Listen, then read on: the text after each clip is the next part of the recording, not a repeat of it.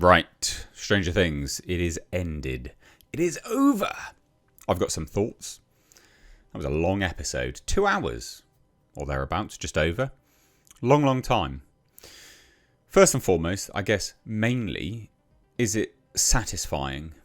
Yes and no. They wrap up a lot of emotional ends with characters quite well. That part, I think, is somewhat satisfying. Not massively, but somewhat satisfying. Vecna and his plan and how that all came to a head, not remotely satisfying, actually.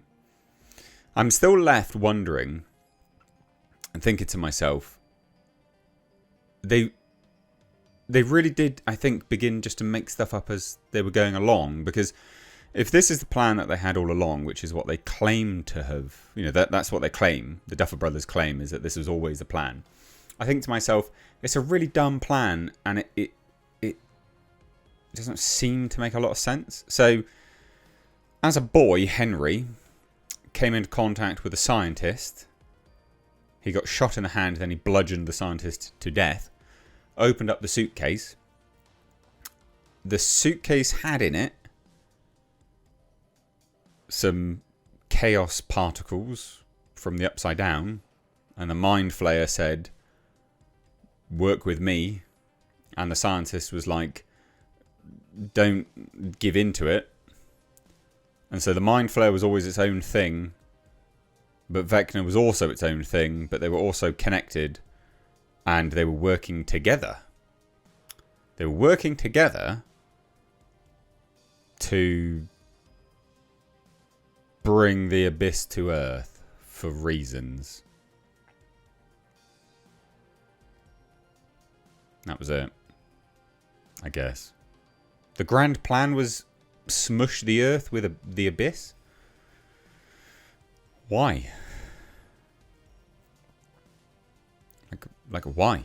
What? What? This additional Abyss thing doesn't make any sense. To me, doesn't make any sense. Doesn't make any sense at all. Where did Henry go when he went to the Upside? Like, Henry went to the Upside Down and then, he just met the Mind Flayer and was like, "Sup, bro?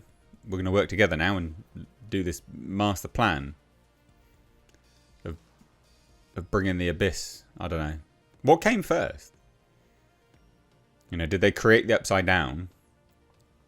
And then within the Upside Down was also the particles where the Mind Flayer was. And the Mind Flayer was like, "I want to be released," or something. But we also now want the Abyss there as well. I don't know. Super dumb. But also not satisfying. Not a satisfying end. So they launched the plan as they said that they were going to do with the plan, right? They're going to wait for the Abyss to come down through to the Upside Down. And Elle is going to stop it by getting inside Henry's head and either killing him or at least stopping him so she can do his mind in, and then they will go in and kill his body and then get the kids from the Abyss or whatever, right? That all happens as is, as it was meant to. The plan starts to go off without a hitch. And the Mind Flayer comes back alive. Vecna is inside the Mind Flayer, right? He is inside the Mind Flayer, which is kind of obvious anyway. It looked like a hand, but it was the Mind Flayer. And it's its own thing, but it's also the Hive Mind. But it's like, is it the Hive Mind? Or is who's connected to who? I don't know, man. Really not satisfying storytelling. Really not satisfying. And one thing I couldn't help but think of when they're in the Upside Down? Where are all those bats gone? Where are all the demon bats that killed Eddie? Was there that one flock?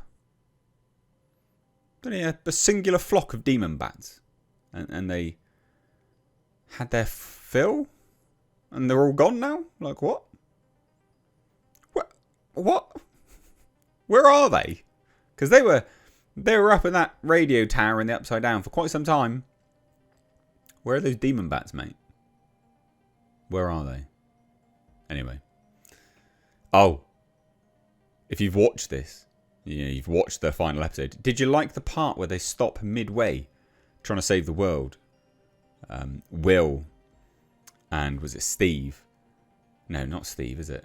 Whatever. Will and his mate that he fancies. Did you like the fact that they stopped midway up the radio tower just to address again the fact that Will's gay? Did you like that? It's really not a good episode. It's not a good ending. I don't think, anyway. Really don't think it's a good ending. They're connected but not connected.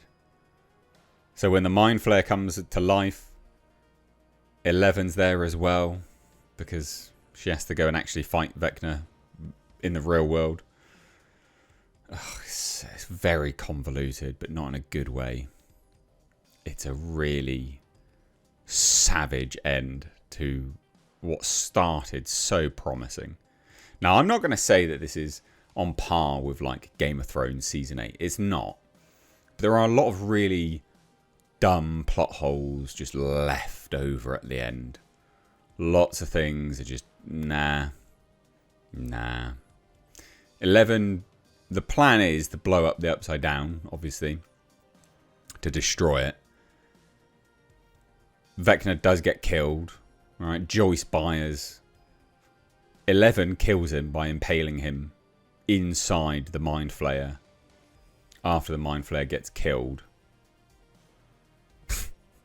Honestly. And then Joyce hacks his head off with an axe. So he's dead. The Mind Flayer is dead. And there is dialogue. I'm going to go back to this Mind Flayer and Henry connection thing, because Henry literally says, we were never controlling each other. It's like, right, so you're just working together. But why did the Mind Flayer want the Abyss brought through the Upside Down into planet Earth? Like, why?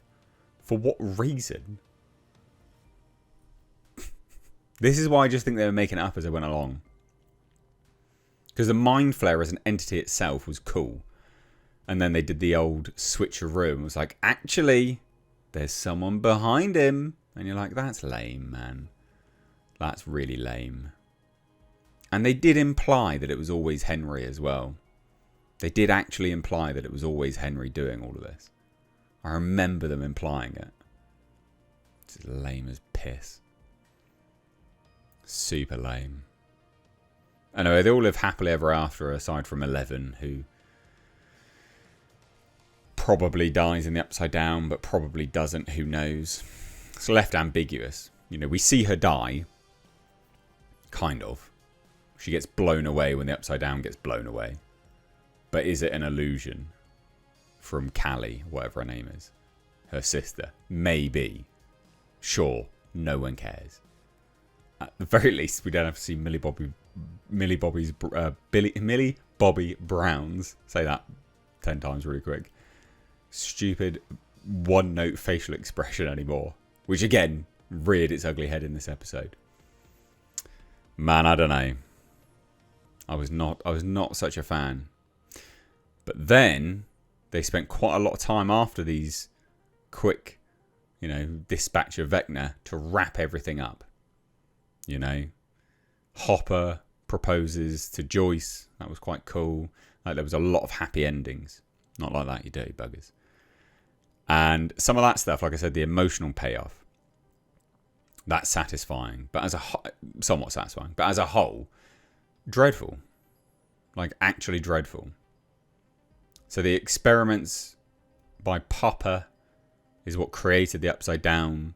It's what also created the Mind Flayer, I presume. Maybe. And then created Henry when someone tried to escape with the particles or something. I don't bloody know. Who cares? What a shit ending. It would have been better if it was always just the Mind Flayer. Let's put it that way. But they chose not to go that route. It would have always been better if it was just the Mind Flayer. This whole additional Henry Vecna thing. And then Vecna, just being a boy that, he just got some particles in him. And then the Mind Flayer showed him the true humanity. It's like, no, that's lame, man. Just have him be, either just have him be pure evil or just have it be the Mind Flayer. And again, I go back to this. Alright, I'll leave you on this note. It's a 10-minute review. Where the fuck are those birds?